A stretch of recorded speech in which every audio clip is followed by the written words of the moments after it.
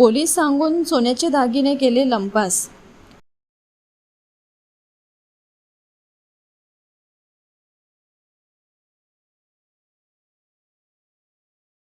दोन भामट्यांनी पोलीस असल्याची ओळख सांगून एका व्यक्तीची फसवणूक करत 8 तोडे सोन्याचे दागिने लंपास केल्याची घटना चंद्रपूर शहरातील भानापेडवाड परिसरात उघडकीस आली आहे।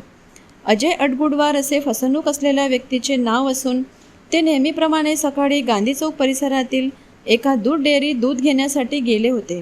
दूध घेऊन परत येत असताना दुचाकीवर आलेल्या 2 युवकांनी त्यांना अडविले। आम्ही पोलीस आहोत असे सांगत त्यांनी बनावट ओळखपत्र दाखविले। यानंतर सध्या अंगावर सोने घालण्यास मनाईचे आदेश आहेत, त्यामुळे अंगावरील सर्व सोन्याचे दागिने काढून वाहनाच्या डिकीत ठेवा असे त्यांनी अडगुडवार यांना सांगितले। त्यावर विश्वास ठेवून अडगुडवार यांनी अंगावरील सोन्याचे दागिने काढून एका कागदात गुंडाळले आणि दुचाकीच्या डिकीत ठेवले। याच दरम्यान चोरट्यांनी चलाखीने दागिन्यांची पुडी बदलून त्यातील सोने लंपास केले आणि घटनास्थळावरून पसार झाले। काही अंतर गेल्यानंतर अडगुडवार यांना संशय आल्याने त्यांनी डिकी उघडून पाहिली।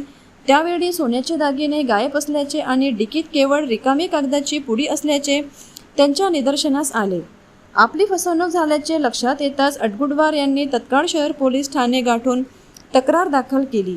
शहर पोलीस तक्रार नोंदवून घेत परिसरातील CCTV फुटेजच्या आधारे आरोपींचा शोध सुरू केला आहे। डेअरीमध्ये आलो दूध घ्यायसाठी, दूध घेऊन निघालो घराकडे जायसाठी। रस्त्यात थांबवलं, त्यांना पहिले थांबवल्यावर मी कोण आहे म्हणून विचारलं तर आम्ही पोलीसवाले आहोत आय कार्ड दाखवलं म्हणून मग मी त्यांचं ऐकलं सर्व। तर ते हे तुम्ही सोनं घालून असं फिरायचं नाही म्हणून आम्हाला इन्फॉर्मेशन आहे बा, म्हणून आम्ही फिरत आहोत सकाळी। म्हणून मग मी काय करू म्हणलं तर काढून घ्या म्हणे। काढून घेतलं आणि खिशात ठेवलं।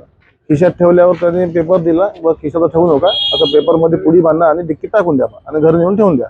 मग मी त्यांना पेपर दिला, त्याच्या पेपरमध्ये मी हे टाकले सगळे दागिने आणि पुडी बांधली आणि डिक्की खोलली। तर त्यांनी डिक्कीत टाकलं आणि मला गाडी नंबर विचारला, म्हणून मी गाडी नंबर वापरून पाहायसाठी गेलो। तेवढ्या वेळात त्यानं ते पुडी बदलून टाकलं।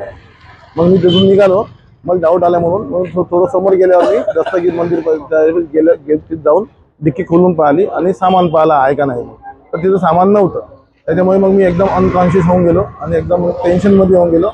मी एका ठिकाणी बसून अजून वापस गाडी पलटवली आणि त्याच्या मागे इकडे आहे का म्हणून पाहण्यासाठी अजून आलो माधव डेअरीपाशी। तर तिथं ते नव्हते, निघून गेले। त्याच्यानंतर मग मी पोलीस स्टेशन गाठला आणि रिपोर्ट केली।